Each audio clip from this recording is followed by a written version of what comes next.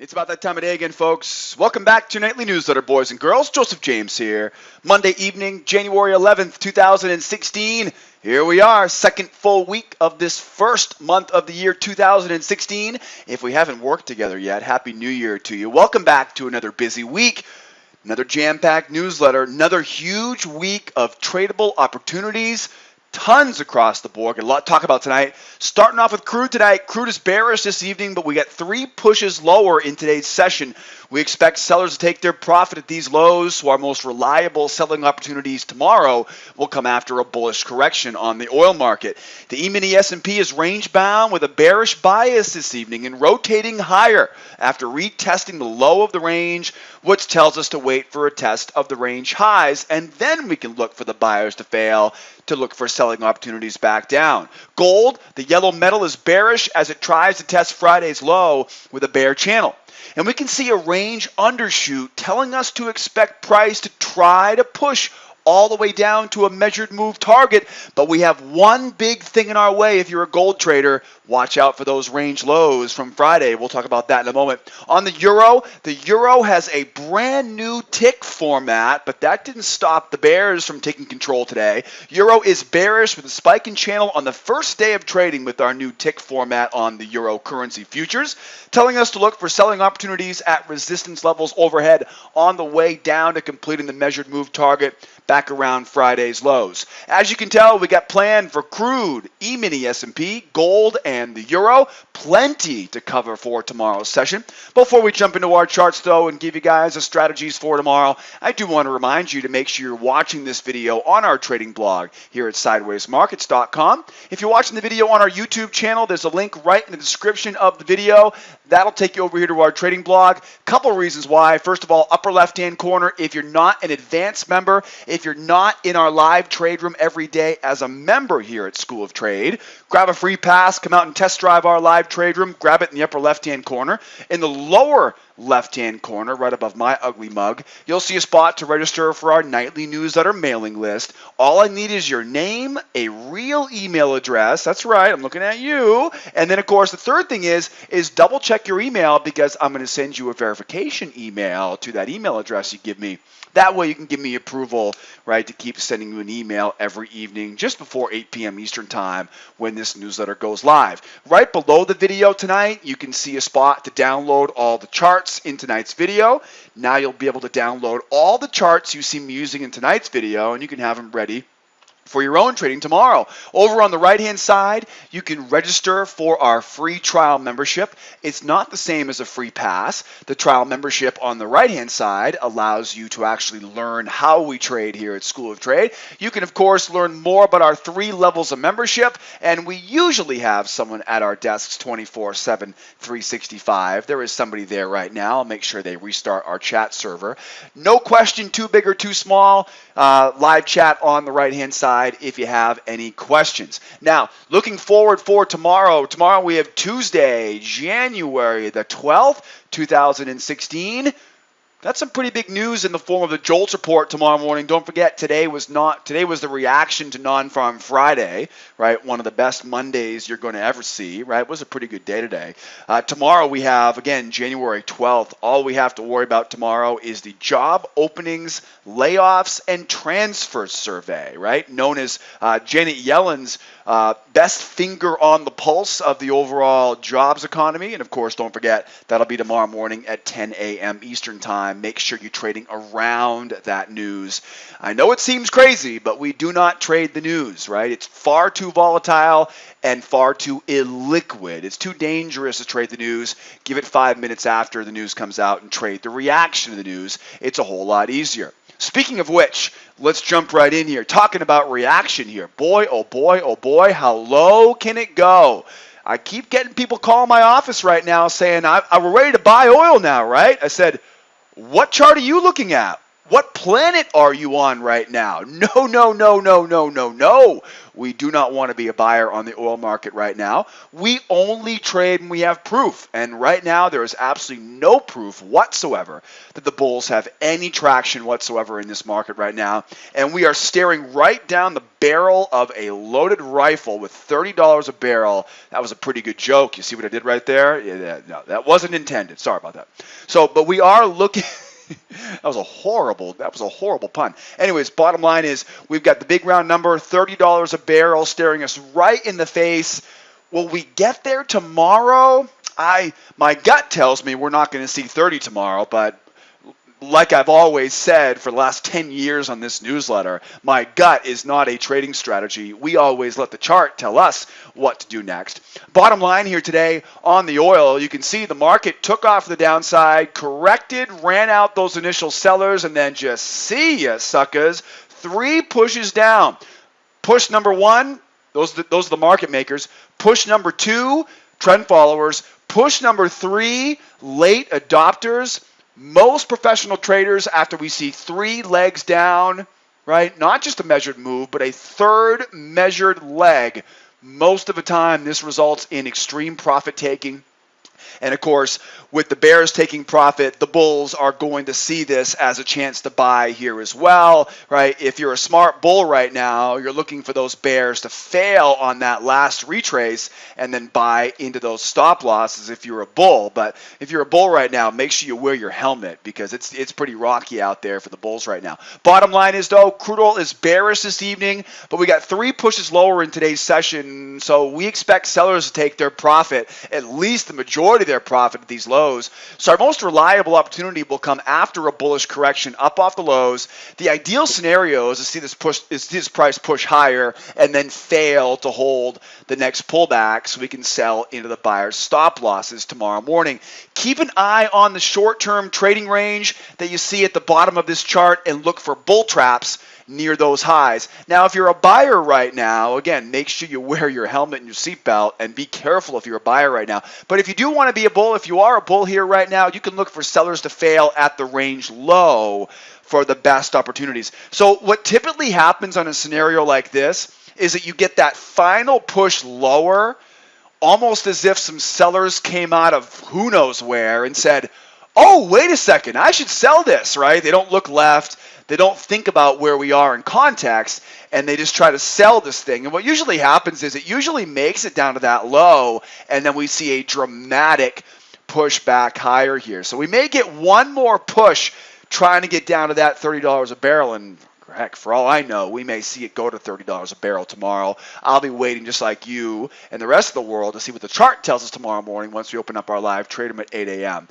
Again, though, if you're a buyer right now, though, I'd be looking for a bullish opportunity here, buying into the high. Again, I'm not condoning bullish buying right now. I'm just saying if you do want to take the opposite side of this market right now, I would do so, right? If I was a bull, I would do so buying into the stop losses above 31.44. But I would stay patient. If you're a bull right now, though, again, 1, 2, 3, right? For all those sellers who weren't paying attention, they're trying to make that 4th push lower.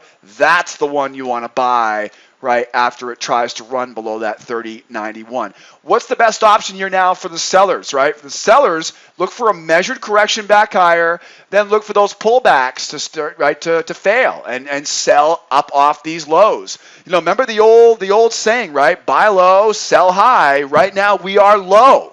And because we are in a bearish trend, I don't want to be a buyer at the lows. I want to be a seller. But where's the best place to sell? I'll give you a hint. It's not at the low, right? Selling at the low is not how you make money long term. So we really want to get this price up off that low here a little bit. Let these sellers take their profit. Let the buyers have some fun with it, right? And then see if they're going to fail. Now, I have no idea how high this price could go. If I had to guess, you've got a reversal line back here right around 32.24. Right, that would be about where I'd be looking for if it was going to go that deep of a correction, right? Go up, and then we start looking for this price to fail back down after it makes that decent correction. Now, I have to play devil's advocate. We had the same scenario early last week. Anybody remember what happened?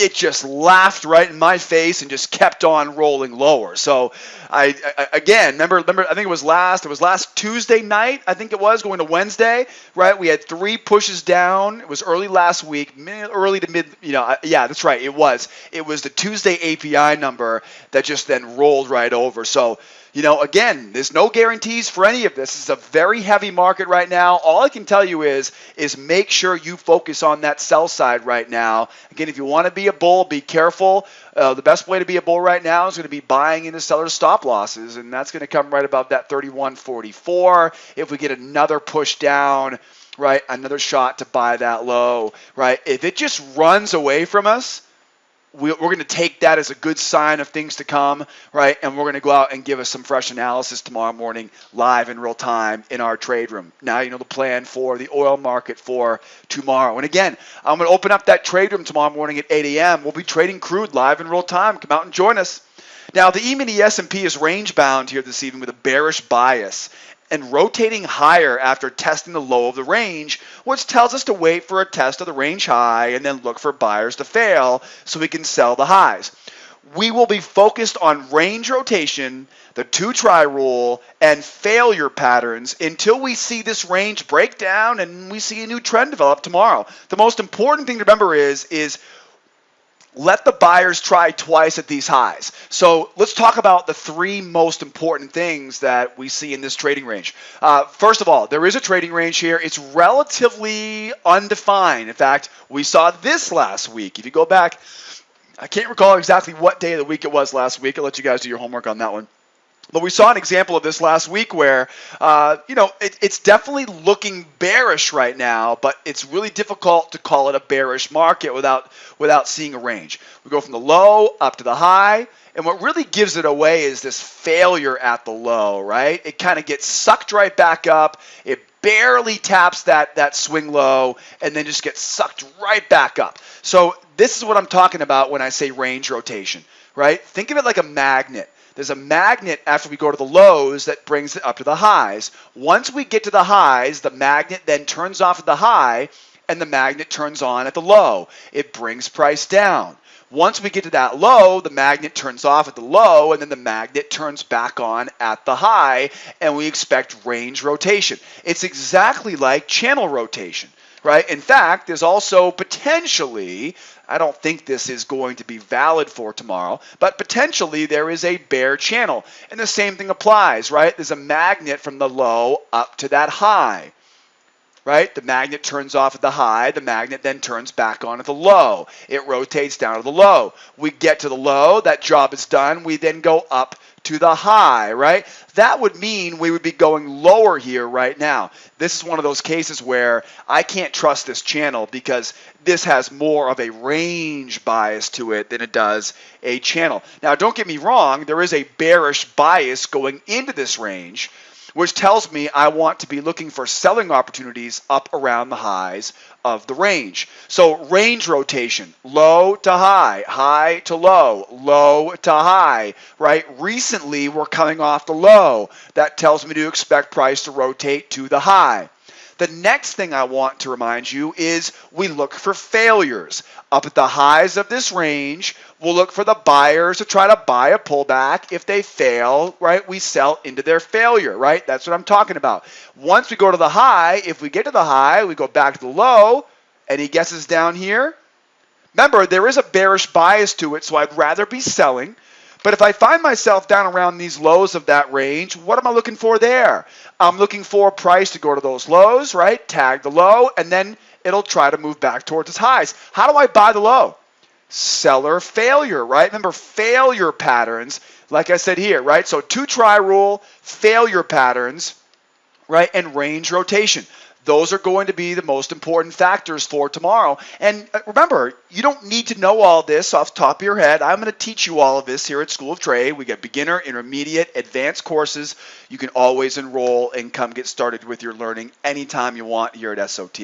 So range rotation, failure patterns, right? Buyer failure at the high, seller failure at the low. Remember, there is a bearish bias. What about the 2-try rule? The 2-try rule, we're going to look at that on the gold market in just a moment, so stay tuned for that. But basically, the 2-try rule says I'm going to give them 2 tries to get to that high. There's the first try. I'm going to give them another attempt to get to that high. If they can't get to that high within 2 tries, once, twice, I see that now as being a failed rotation, and price is going to overcompensate, right? The pendulum will swing all the way back down. It's called the 2-try rule. Basically, here's the way it works. We find a trading range. Price will rotate from the low up to the high, down to the low, back to the high. Okay, now let's say, for example, we're trying to rotate lower. I'm going to give those sellers 2 tries. 1 try, 2 tries. If they get to that low, we then expect price to rotate to the high. If they get to that high, I expect price to rotate down to that low. But let's say, for example, that the second try by the sellers fails to rotate down to that low. We get 1 try, 2 tries, but unfortunately we're unable to achieve the objective, getting down to that low. Then what happens? Well, this is where the sellers, right, are seen as being weak. The buyers are going to see that and they're going to attack. The sellers are going to see that and they're going to get out of their short positions because they know they were trying to hold down to those lows, but those lows are failing. Now, what should we expect? Well, price will typically now, after we fail to retest that low, remember, 2-try rule, we're going to expect price now to attack back to the range highs, but more importantly, it's going to overcompensate and it's going to make a run at the next area of resistance overhead. Very, very important. That's what we call the 2-try rule. Okay? Now, as we go higher, we try once, we try twice. If they fail to get to that next resistance area overhead, that will be 2 attempts from the buyers this time around. If they can't fail there, now, of course, the buyers will be seen as weak. The sellers will attack and will be going aggressively back in the opposite direction, looking to use the high of that range and, of course, the opposite side. So the key I want you to remember is that channel rotation is the most important thing. If they can't complete rotation within 2 attempts, expect the pendulum to swing all the way in the opposite direction, right? So think about, there's your trading range. Here's the pendulum right in the middle, right? We go up, we go down, we go up, we go down. If we try to leave this range, give them once, give them twice. If they can't get it done after 2 tries, right? Yeah, whoops. We overcorrect back up, right? So the pendulum swings down, 2 tries to break out, pendulum swings back in the opposite direction, and that's your target, right? Literally seeing that pendulum swing all the way back up. So think about the 2-try rule. I teach all of this and trade this in real time every day. That way you can see this reacting accordingly. You can see they tried once, you can see they tried twice, and then of course it'll slam back to the highs, right? Up once, up twice. If we get to that high at 26.5, then the rotation's intact. We then look for the test of 1900. If they try to get that 1900, but they can't after 2 attempts, now the sellers are seen as weak. The buyers will attack, right, and will make a run at that next area of resistance overhead, right? Your targets will be overhead. Again, it's a little bit complicated, that 2-try rule at first. That's why we teach you all of this here at School of Trade, so make sure you come out and learn with me. That way you know all the details of this strategy. As of right now, the bulls have my money, right? My money's in the bulls up to that rotational target at 1926.5. We'll then look for buyers to fail, right, and sell those highs, the target back to 1900 complete range rotation. We are likely now to see the buyers try to go higher from there. This is where they're going to be going higher, trying to get to 52, right, 53. This is where you give them another 2-try, right? Once, twice. If they can't get the job done after 2 attempts, there's that pendulum now, right? And the pendulum will swing not just back to the low at 1900, but we're expecting a retest, right, of some major support as the pendulum swings in the opposite direction, right? So think of that pendulum. We go up. They're trying to run out of that range. Give them once, give them twice. If they can't get the job done, right, that pendulum will swing all the way back down and fill targets on the opposite side. That's your plan there, right, for the S&P 500. Now that you know more about trading ranges and range rotation, check out the gold. Gold is bearish as it tries to test Friday's low with a bear channel. We can see a range undershoot telling us to expect price to try and push all the way down to the measured move, but we need to be careful at the range lows before we get there. If you look back at last Friday, you can see buyers failed to retest the range high up around 1113.2. Range high, range low, right? Range rotation up to that 13.2, and you can see they failed. Right? Buyers try once, buyers try twice, and they fail. Now, this is what I'm talking about when I say that pendulum swing. Right? So right now, the pendulum is going to likely now swing all the way back down now, right, and try to complete that measured move. So buyers unable to complete the rotation up to 13.2. The bears will see that as being weak. The bulls will see that as being weak, and they'll be exiting their buys, right, and possibly joining the bears. Now, with that, you can see today's bear channel. There's no question about this, right? This is definitely a bearish market. And again, just like we talk about with channels, just like we talk about with ranges, this is now also going to be rotation, right? Going from the high, magnet down to the low. Get to the low, magnet up to the high. Get to the high, magnet down to the low. We just now tested that low. Okay, we get to the low, now the magnet turns back on at the high. It'll drag that price back to the high. Okay, then we're looking to sell the high of a bear channel, right? When I say channel rotation, I mean if it's a bear channel, look to sell after we rotate to the high. If it's a bull channel, buy after we rotate to the low. It's really that simple. Now, where this gets a little bit complicated is the fact that we have that range low staring us right in the face. Remember that very simple rule that we talked about crude oil. Buy low, sell high. So the only real obstacle we have to worry about to get down to that measured move target at 87.5 and the final target down around 1081.4, which is a major swing, combination of swings from early last week, is that range low. That range low is likely going to be defended, right? If you zoom back out here, remember, this was nothing more than just a pullback, right? Friday's low was a big pullback on that otherwise extremely bullish market. So think about what this is now, right? Buyers bought that pullback. Where their stops are going to be?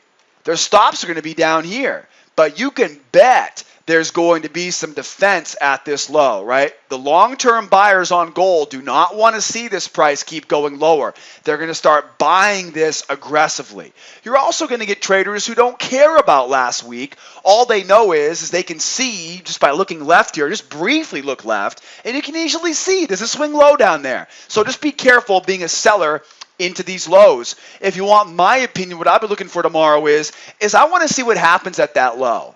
I'll be very surprised if we easily break through it. In fact, if you want my guess right now, I'll bet we jam lower here, overshoot that low. It's going to turn into a bit of a wedge, right? A three-push wedge. A bearish wedge will result in price jumping up. Then I want to see the buyers fail to hold that pullback. Remember how we said earlier on crude oil, if we're down at the low of the range, how do we sell? We don't sell. We wait for the buyers to get long off those lows, let them take the price higher. That'll get you up off that low, and then you've got plenty of room to sell into the next pullback failure. Right? So as we go lower here, this turns into a wedge. Right? A bear wedge tells me we're probably going to see price spike higher off that low. Perfectly fine by me. The next pullback, if it holds, we're making a run back towards the highs. But if it doesn't hold, if we can't hold that next pullback, that's going to be your chance right there to get short after we test the low. Do not sell the low. Okay, do not sell that low. Remember, it's just not good business selling low. I don't care what you're selling, right? Whether it be gold futures, gold bars, or a used car. It doesn't matter to me. The reality is, though, get up off that low.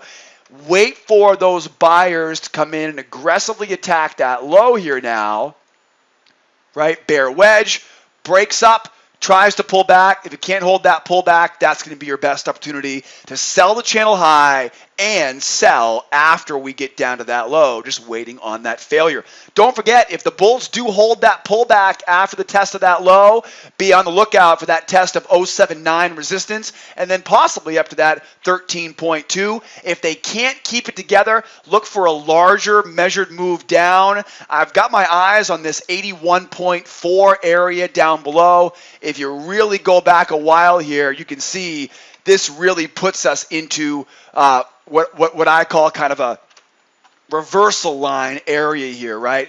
A lot of accumulation buyers, I'm sure, are going to be looking to dip into that down here, of course, and that's where that final target will be down there at 81.4. A lot is going to need to be analyzed at that low of that range, so keep your eyes peeled. Sell the highs of that channel. Do not sell the lows of the range, right? And again, if we get down to those lows, if you want to be a bull, that's the best place to be a buyer. Look for sellers who don't know any better and buy into their stop losses. And then, of course, the smart sellers are going to be looking to capitalize on the failure of that next pullback from the buyers. Okay, there's your plan for the gold tomorrow. Last but not least here, we have the euro.